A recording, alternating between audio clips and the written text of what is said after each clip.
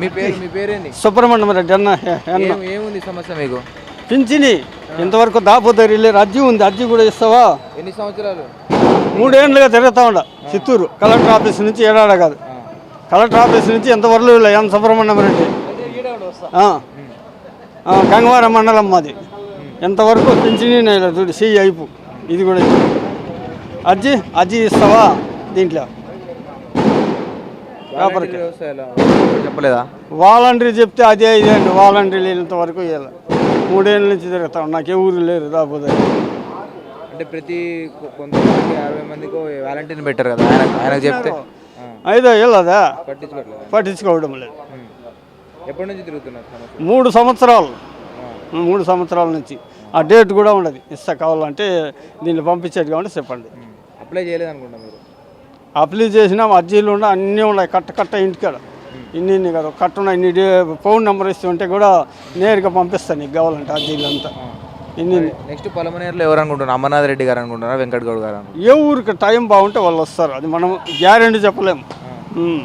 ఎవరు టైం బాగుంటే వాళ్ళు వస్తారు. మంచి పనులు ఎవరు చేసినారు వాళ్ళే కలుస్తారు, అది గుర్తుపెట్టు. మీరు ఎవరు అనుకుంటారు? ఈసారి 5 సంవత్సరాల పరిపాలన ఎలా ఉంది జగన్ గారు? జగన్మోహన్ రెడ్డి మేము పరిపాలన కూడా వేసేది వాళ్ళకి, మేము ఓట్లు వేసేది కూడా వాళ్ళకి. సొంత చెల్లెనే విమర్శిస్తుంది కదా ఆయన్ని. ఒక స్పెషల్ స్టేటస్ తీసుకురాలేకపోయాడు, స్పెషల్ ప్యాకేజ్ తీసుకురాలేకపోయాడు, ఒక రాజధాని కట్టలేకపోయాడు. దానికి ఏం చేయలేము మనం. మంచి పని చేసింటే వస్తాడు, మంచి పని చేయలే తీసేస్తాడు. రైతులు అనుకుంటే అసలు ఆంధ్రాలో అమరావతి సమస్య ఉంది, రాజధాని సమస్య ఉంది కదా, ఉండదు. దాన్ని ఎలా తీస్తారు? చెప్తాం.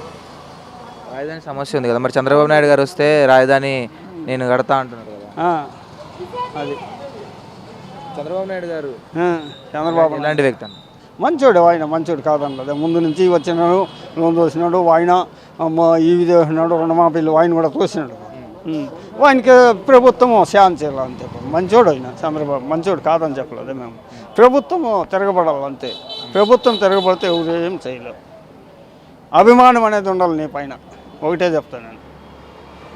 అభిమానం ఉంటే నీకేస్తారు ఓట్లు. అట్లా వైసీపీ ప్రభుత్వంలో రౌడీజం, గుండాయిజం ఉండదు లేదంలో. ఎదిరించి మాట్లాడితే కేసులు పెట్టడం ఉన్నాయి.